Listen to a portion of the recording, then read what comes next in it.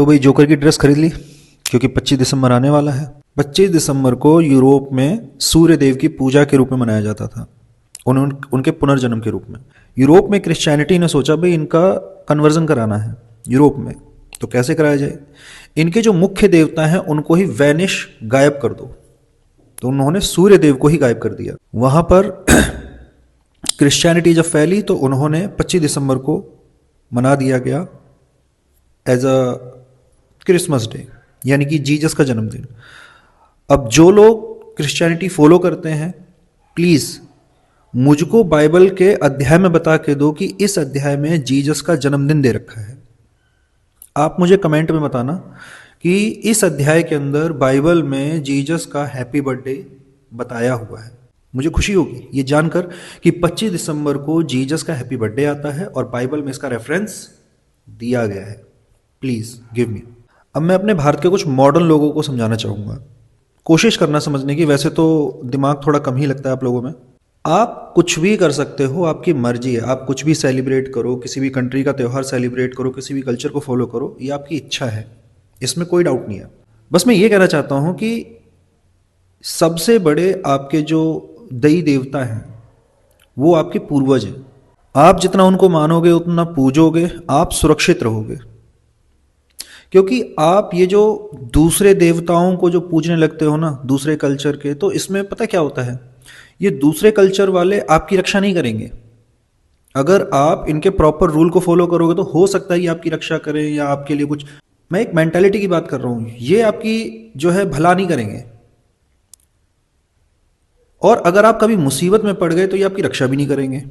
लेकिन जो आपके पूर्वज हैं, जो कि एक मान्यता है कि हमारे पूर्वज होते हैं, हमारे देवी देवता होते हैं, ये है ना, कभी भी हमसे है ना नफरत नहीं करते। इनकेस अगर हम कभी मुसीबत में पड़ते हैं तो ये हमारी मदद करने जरूर आते हैं। हाँ, ऐसा हो सकता है कि वो नाराज हो जाएं, वो ये देखकर कि भाई तुम तो किसी और देवी देवताओं की गोद में जाके बैठ गए थे, जीसस को फॉलो करने लगे थे, तो भाई मैं मदद क्यों करने आऊँ। हाँ, थोड़ा सा नाराज हो सकते हैं, लेकिन वो हमारी रक्षा करने जरूर आते हैं। तो प्लीज़ अपने कुल देवताओं को नाराज ना किया करें।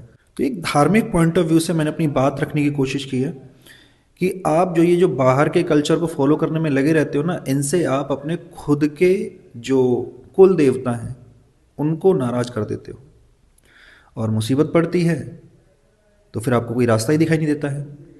क्यों ऐसे काम कर रहे हो। उम्मीद है जो मैं समझाना चाहता हूँ आप समझ में आया होगा कि ये जो 25 दिसंबर को जो ये जीसस की पूजा करने में लगे पड़े, उनको मानने में लगे पड़े हो, वो आपकी इच्छा है। मेरे को जो बताने का जो चीज़ था, मेरे को जो लगा, वो मैंने आपसे शेयर किया। अब आपको क्या लगता है, आप विचार कीजिए। अब कई लोग बोलेंगे यार तू तो यार भाईचारा खराब कर रहा है। अरे यार, भाईचारे के चक्कर में दूसरे को थोड़ा अपना बाप बना लोगे।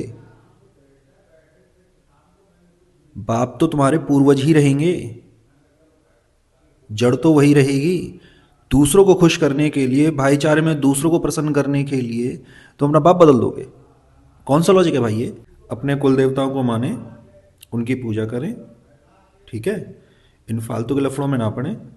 ये बच्चों को जोकर बनाना छोड़ दें। अब समय बदल चुका है, चीज़ें पहले नहीं पता थी, लोग कर रहे थे, जैसे जैसे जानकारी मिल रही है मानिए उस चीज़ को।